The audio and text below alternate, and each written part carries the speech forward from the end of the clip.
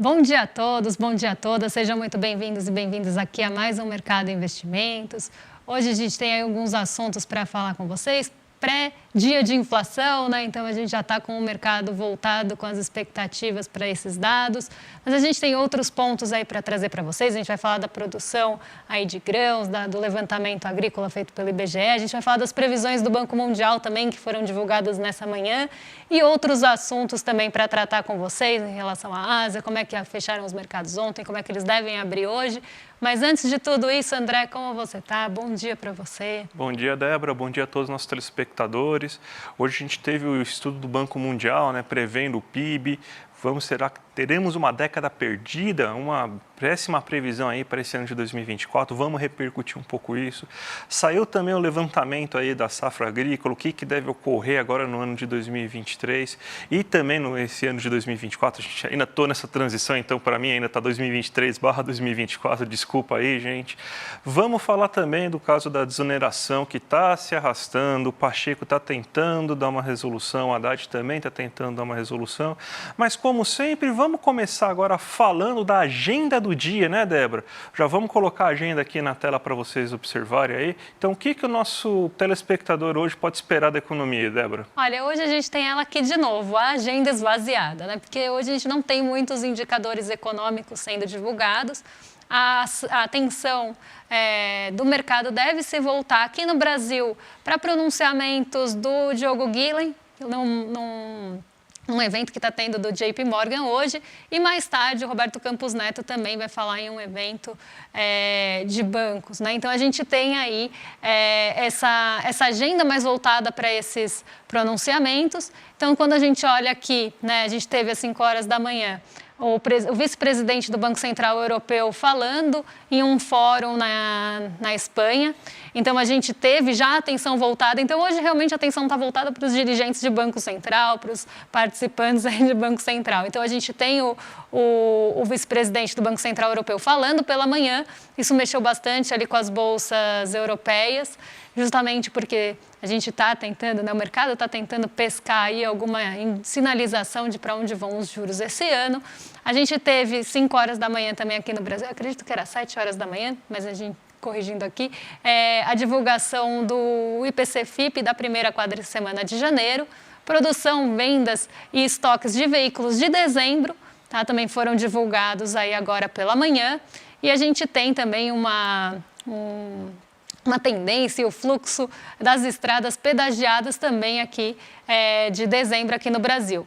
Lá fora a gente tem, como eu falei, né, vamos até passar aqui, a gente tem outro dirigente do Banco Central Europeu falando aí na Alemanha agora às 11 horas da manhã. Também falei aí às 11 horas também agora começa, né, essa videoconferência do JP Morgan com participação do diretor de política econômica do Banco Central, Diogo Guilhem. E a gente tem também a FGV divulgando barômetros econômicos globais de janeiro. Mais tarde, aí a gente tem realmente os pronunciamentos dos Estados Unidos, então ali os dirigentes do Fed falando em eventos hoje também, e o Roberto Campos Neto, até se puderem passar aí para o pessoal acompanhar com a gente, Roberto Campos Neto fala em um evento hoje também. Tá? Então a gente tem presidente do Banco Central da Inglaterra falando hoje, a gente tem o presidente do Fed de Nova York, o John Williams, que isso deve chamar bastante atenção, já é mais no fim do dia, vai ser quase no fechamento do mercado, mas isso deve chamar um pouco a atenção do mercado, justamente porque tem-se essa expectativa muito grande em relação aos juros dos Estados Unidos, e a gente está na véspera da divulgação da inflação ao consumidor de dezembro por lá. Então isso deve ganhar um peso importante, mas um peso já no fim do dia. E a gente tem também algo hoje que deve mexer um pouco com o mercado, que vai ser divulgado agora 12:30, que é os estoques de petróleo. Então o petróleo está muito volátil, ele está muito sensível a movimentações, e esse deve ser mais um dado que deve mexer com o preço do petróleo hoje, que abriu em leve queda. Mas aqui a gente tem essa agenda mais pautada em presidentes e dirigentes do Banco Central falando do que eventos e indicadores econômicos em si. Então, esse deve ser aí a cara do dia de hoje pautado na agenda. É uma agenda bem assim típica, né, do que a gente tem em começos de ano. A gente fica nesse aguardo, né, sobre alguns dados econômicos que podem ser lançados e tudo mais, mas você não tem assim nada de extraordinário, você depende muito, o humor do mercado acaba oscilando muito como resultado aí de falas de dirigentes para saber o que vai acontecer e tal, mas muita coisa que não é muito palpável, né? Tanto que a gente vai colocar agora na tela aqui para vocês, né? A notícia aqui para vocês observarem a questão dos mercados mundiais, né? Então você tem que eles estão justamente operando misto por causa dessa esperança, né, de divulgação de dados ainda não poucos concretos. Ainda vai sair alguns dados essa semana, gente. Amanhã, por exemplo, dia 11, quinta-feira, né, vai sair o IPCA aqui no Brasil, então a gente vai ter já algum dado um pouco mais assim robusto para a gente ver o mercado agindo, né, na economia brasileira. Você tem também a divulgação dos dados da inflação nos Estados Unidos, que também está fazendo os mercados serem apreensivos, mas como assim, no dia de hoje, né, a gente tem basicamente essa situação aí de falas fazendo com que o mercado atue mais do que outras coisas, né? Mas como que está a questão, por exemplo, da Ásia, Débora? A Ásia teve alguma mudança? Como que os mercados asiáticos reagiram hoje? Eles também estão mistos? Eles também estão mistos, viu? Eles foram majoritariamente na direção negativa, eles foram para o terreno negativo, mas a gente teve uma exceção por lá, que foi o Nikkei 225, que bateu um novo recorde, ele não subia tanto desde março de 1990, então o Nikkei 225 aí subindo hoje 2,01%, se descolando do restante da Ásia, então a gente teve essa direção não única, vamos pensar assim, mas justamente o único que foi na contramão foi o Nikkei 225. Ele se destacou justamente por conta de companhias ligadas ali a eletrônicos e também montadoras. Então, foi um dia positivo para o Nikkei 225 e foi um xoxo, vamos pensar assim, para o resto da Ásia, porque a gente não teve um impulso grande vindo de Nova York ontem. Então, nessa toada que a gente tem de começo do ano, poucos indicadores sendo divulgados, essa agenda esvaziada que a gente está falando, alguns pontos acabam tomando maior proporção e proporcionando que os mercados até andem em direções diferentes. Então, a gente teve ontem o nosso Ibovespa caindo aqui por um fator local.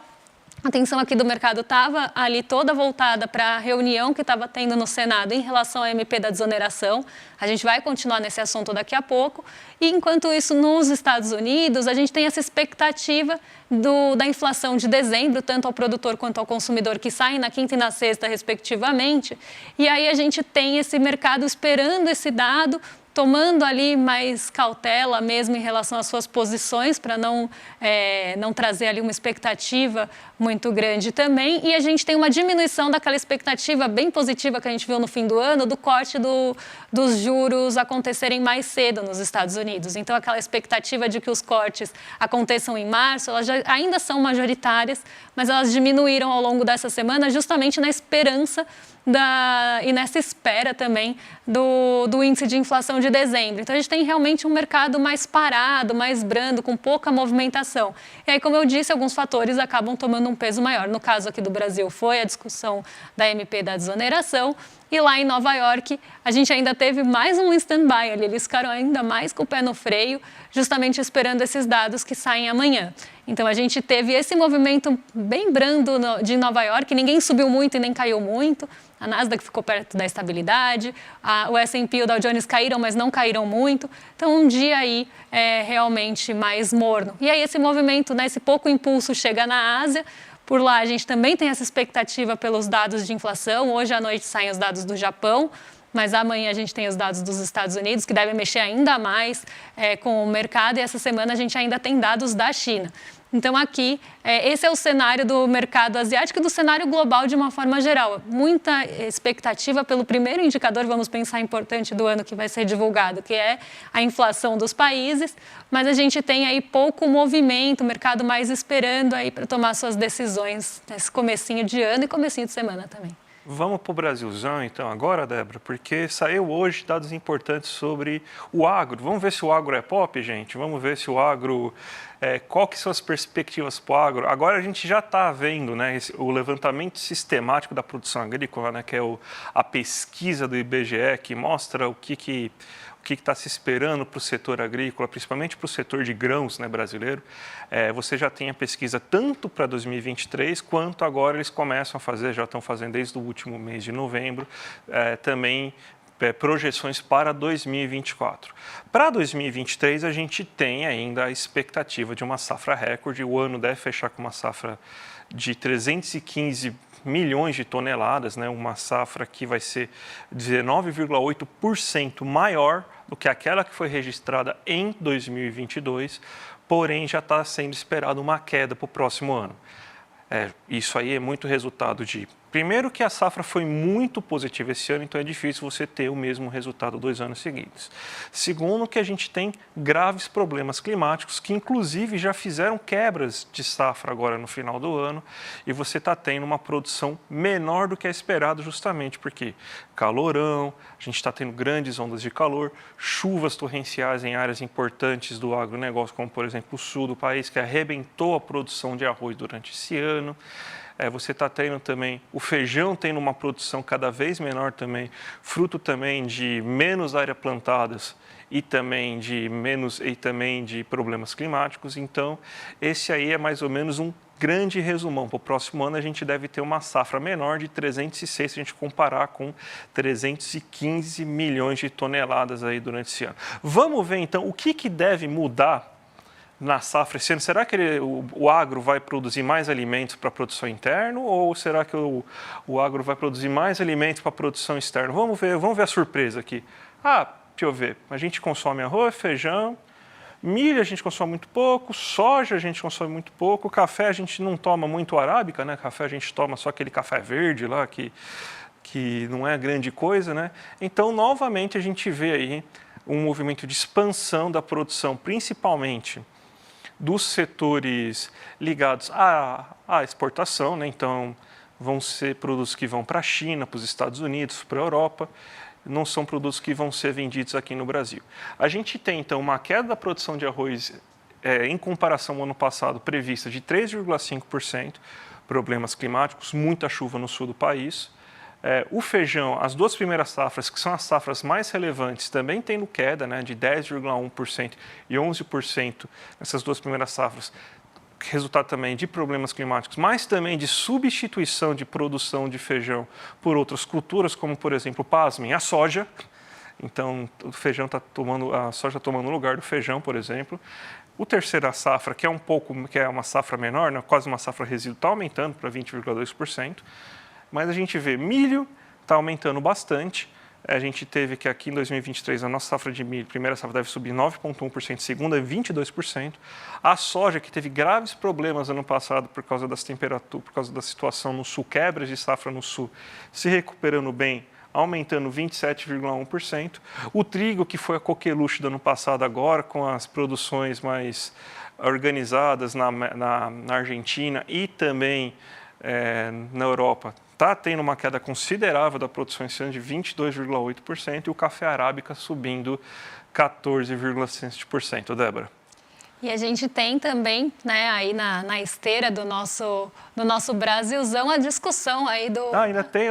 temos ainda um gráfico para vocês em relação aí à utilização, né, da terra, né, como é que estão aí as divisões da produção ali, da área plantada em relação à cultura, né, ao tipo de grão e ao tipo de cultura que está sendo feita ali na área plantada. E para surpresa de 0 pessoas, né, a gente tem aí o milho e a soja tomando aí grande parte, né? A gente ainda tinha o trigo, né, no ano passado, até passando o feijão, e ainda está passando o feijão. Mas a gente, para surpresa de 0 pessoas, a gente tem aí as culturas voltadas para a exportação tomando a maior parte da pauta da área. Exatamente. A gente vê o quê? A gente está produzindo quase 24% aí da nossa área plantada de milho, ou seja, quase 1/4 da nossa plantação de milho, 47,5% é de soja, ou seja, quase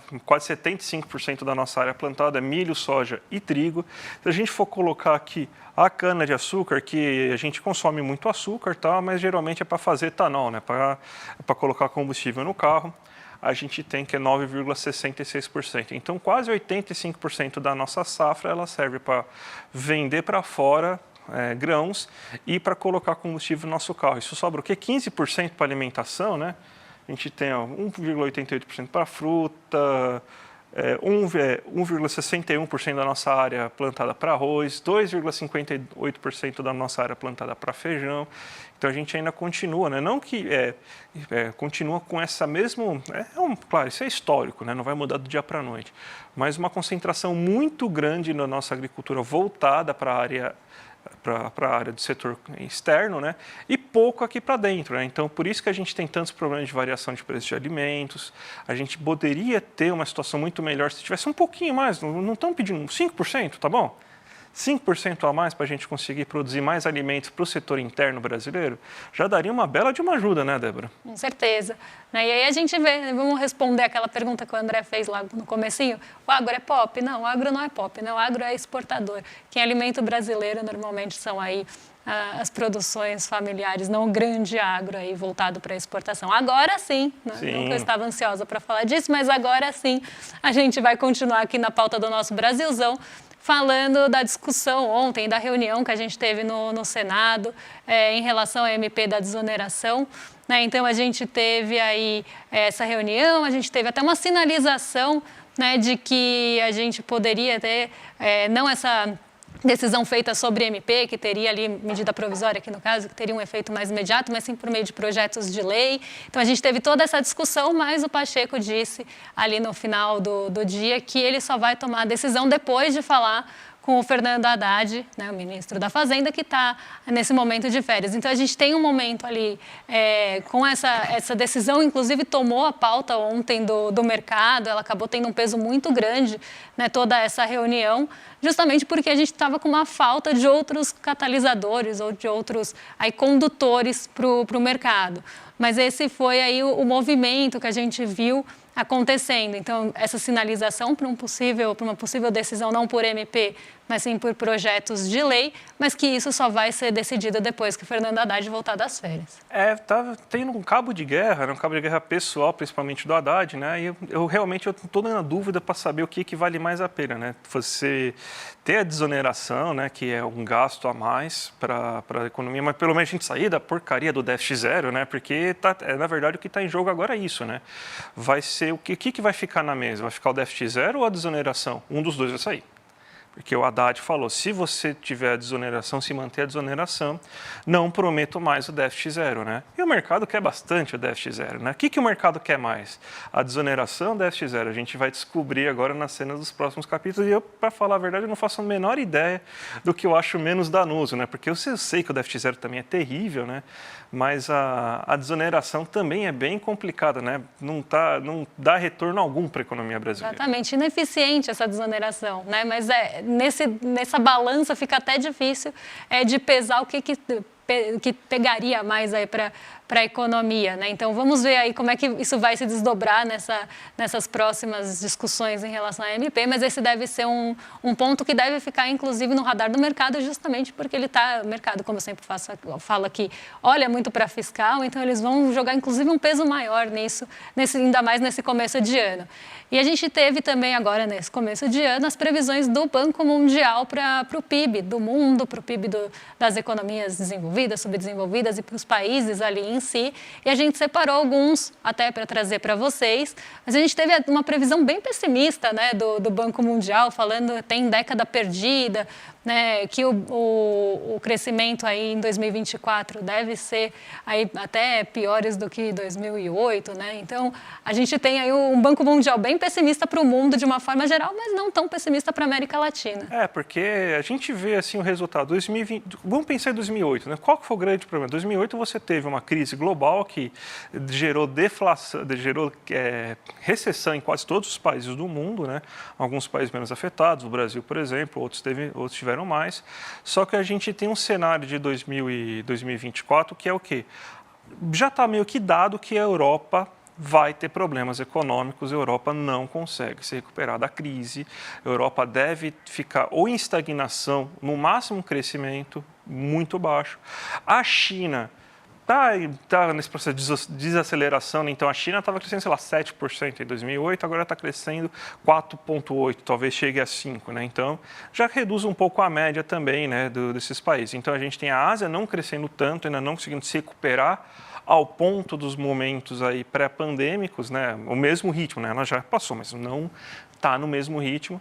E a gente tem pelo menos a América do Sul, a América Latina, com alguns bons resultados, né? E você vai mostrar isso para a gente, né, Débora? Vamos sim. Então, a gente separou aí alguns países para vocês, né? A gente selecionou alguns deles aí entre aqueles que o Banco Mundial colocou e a gente também colocou ali as regiões ou até por ali países desenvolvidos. Então, vamos lá. Primeiro, a gente tem aí, acho que tinha até um antes, se vocês puderem passar para o próximo e depois voltar. Aí, esse mesmo. O mundo, né, em 2022. Então, a gente trouxe 2022, a expectativa para 2023, né, que ainda é uma projeção, e 2024, que também é projeção. O mundo em 2022 sai de um crescimento de 2,9, aí num geral, uma média global, cai para 1,7 em 2023 e vai para 2,7 em 2024. Então, realmente, um crescimento muito ruim. E aí, quando a gente vê, né, da onde estão vindo, né, essas né, projeções ruins, a gente vê, por exemplo, eu acho aqui ó, a zona do euro, estava procurando ela. Ela cresce em 2022, não tem previsão de crescimento para 2023 e um crescimento pequeno aí em 2024. Né, países emergentes em desenvolvimento, aqui já tem um cenário melhor para 2024 e teve também um cenário melhor em 2022 e 2023. E aí, quando a gente olha justamente quem está puxando os emergentes, ainda é a Ásia, né, de uma forma geral, porque a gente tem uma expectativa aqui. Em 2022, a China teve um crescimento ruim, porque ela estava até com aquela política de Covid zero. Depois, em 2023, ela volta a se recuperar e cresce em 2024 5% aí na expectativa do Banco Mundial. E aí a gente vai para a América Latina e Caribe, que aí sim está na outra isso aqui a gente tem a Rússia, né, com um crescimento também bem ruim, impactado por todas aí a guerra da Ucrânia e da Rússia, enfim, ainda nesse cenário de crescimento menor. A gente tem a Indonésia com um crescimento descolado aí também né, pensando aí no continente que está puxando os países em desenvolvimento e emergentes, então a gente tem 5,2, 4,1 e 4,9 de crescimento para a Indonésia. E o Brasil aqui, a gente tem, eu acho que o Brasil está errado aqui, mas eu vou até corrigir aqui com vocês, porque a expectativa para 2024 é de um crescimento ali próximo a 1,5. E a gente tem a expectativa de crescer 3 nesse ano. Então, aqui a gente tem um cenário, né, de uma América Latina e Caribe um pouco mais, com um crescimento um pouco melhor do que os outros países. Então, até o mercado, o que o Banco Mundial olhou para esse estudo, aí fazendo um resumão para vocês, né, eles trouxeram aí uma média ruim para o mundo, né? Então o mundo não deve ter um crescimento bom. Esse crescimento deve ser puxado para baixo, principalmente aí pela zona do euro. E os Estados Unidos não devem crescer muito também nesse ano. Então as economias desenvolvidas não estão puxando esse crescimento para cima, e quem está puxando são realmente os países em desenvolvimento e emergentes. Aí a gente tem a Ásia puxando também essa média para cima, e aí se vê uma recuperação gradual da América Latina em 2024, América Latina e Caribe aqui no caso, que a gente vê até uma aceleração em relação aos outros anos, aí principalmente se a gente pega os anos anteriores a 2022, porque no panorama aí do Banco Mundial ele puxa todos os anos anteriores também, que a gente resumiu os últimos 3 para ficar mais fácil para vocês enxergarem em casa. Mas a gente tem esse cenário, né, de uma América Latina e Caribe tendo uma recuperação gradual e um momento que se espera um crescimento ruim para o mundo de uma forma geral. E quem deve puxar também isso dentro dos emergentes é o continente asiático ainda. Débora, vamos para a abertura de mercado. O que está acontecendo aí no Brasil, nos Estados Unidos? Como que os mercados acordaram aí nessa manhã? Hoje eles acordaram aí, principalmente aqui no Brasil, mais lentos. A gente teve um Ibovespa basicamente ali perto da estabilidade, né? Então a gente tem um Ibovespa abrindo ali em leve queda, mas ainda perto da estabilidade, o que já era esperado, né? A gente tinha um EWZ futuro hoje de manhã. O EWZ é nosso índice que é cotado em Nova York. Ele estava acelerando hoje de manhã, então ele mostrava até uma tendência de recuperação do Ibovespa, mas a gente tinha que olhar isso com um pouco de cuidado, porque a gente já teve o fechamento do minério de ferro em Dalian, na China, e ele caiu mais um dia, né? Então a gente deve ter um Ibovespa hoje perto da estabilidade. A gente vai ver quando a gente tem o mercado agora em Nova York abrindo, que a expectativa era que abrisse em alta mesmo. Então, depois dessa abertura de Nova York, pode ser que o nosso índice se recupere, até porque Nova York está subindo, porque teve queda rendimento das Treasuries, eu vou até colocar aqui para vocês verem, esse é o rendimento das Treasuries dos últimos dias, né, do dia 27 de dezembro até hoje. E a gente vê que faz 3 dias que os rendimentos das Treasuries caem. E isso a gente tem numa véspera de inflação, então o mercado está esperando que a inflação vá vir pelo menos dentro aí do esperado e que isso proporcione o Banco Central dos Estados Unidos a reduzir os juros mais cedo. Então, a gente tem esse movimento das Treasuries puxando aí o S&P 500 para cima. Isso deve rebater aqui no Brasil de uma certa forma, agora depois da abertura do mercado do país norte-americano. Mas a gente tem uma limitação grande dessa alta, que se acontecer vai ser muito perto da estabilidade. Até se espera também que fique perto da estabilidade ali próximo do 0 a 0, porque a gente tem o minério de ferro puxando todo o setor de mineração e siderurgia de novo para baixo. Então, a gente deve ver, mais uma vez, né, porque ontem isso já aconteceu, Vale, CSN, Gerdau com um dia de dificuldade, justamente porque o minério de ferro cai pelo 4º dia consecutivo. Então, isso deve limitar aqui os ganhos do Ibovespa. Mas, por outro lado, a gente tem o petróleo Brent subindo hoje para $78. Ontem ele teve uma alta, mas isso não refletiu na Petrobras, justamente porque a gente tinha fatores domésticos ali limitando também os ganhos aqui. Mas hoje a gente tem aí um petróleo Brent em recuperação, o que pode favorecer também esse movimento já mais para próximo da estabilidade do nosso índice. Quando a gente vai para o Nikkei 225, aqui está 3,14, mas é 2,01, tá? Porque ele está puxando o dado anterior. O Xangai Composto, ele caiu 0,54%, então ele fechou junto com o restante da Ásia em queda hoje por falta de impulso mesmo. A gente vê o dólar caindo 0,09, agora 0,12, ali próximo dos 4,90, ele está orbitando 4,90 e 4,89 hoje desde a abertura. Então a gente vê, né, esse movimento do dólar realmente refletindo aquela queda das Treasuries. Então, por mais que o Ibovespa esteja caindo hoje, o dólar também cai. O DXY estava no negativo, agora sobe um pouquinho para 0,04, mas deve também ficar perto da estabilidade, até com uma possibilidade de orbitar aí para baixo, dependendo de como forem os pronunciamentos dos dirigentes do Banco Central Europeu e do Fed hoje. Então, esse é o retrato que a gente tem da abertura nessa manhã, uma abertura com pouco impulso de novo, com pouco condutor, mas ainda uma expectativa muito grande nos dados que saem amanhã. Até a gente tem aí uma expectativa de um IPCA, pelo menos no mercado aí de 0,4 para mês de dezembro. Acabou por hoje, né, Débora? Acabamos por hoje. Então, vamos entregar agora para o nosso vizinho, né, o William De Luca, o traíra do William De Luca, né? Que ele vai fazer o rolê ICL agora com o novo horário, 11h30 da manhã. Então, 11h33, 3 minutinhos atrasado, mas tá bom, né? Ele merece. Dá pra gente comer um pouquinho no tempo dele, né? Ah, com certeza. E amanhã a gente está de volta às 11 horas da manhã, né? Então, a gente tem toda a programação que vocês conhecem desde manhã. A gente entra aqui às 11 e agora vocês ficam aí nas mãos do William De Luca com o rolê ICL. Até amanhã, pessoal. Até amanhã, gente. Tchau, tchau. Todo ano, em janeiro, eu faço um encontro chamado Mapa da Mina, onde eu falo das minhas previsões, o que eu acho que vai acontecer com os mercados, com os investimentos ao longo do ano que está começando. No ano de 2023, a gente conseguiu o impossível. Acertou todas as nossas previsões. De bolsa, de câmbio, de juros, de fundos imobiliários, fundos multimercado, até de criptomoedas.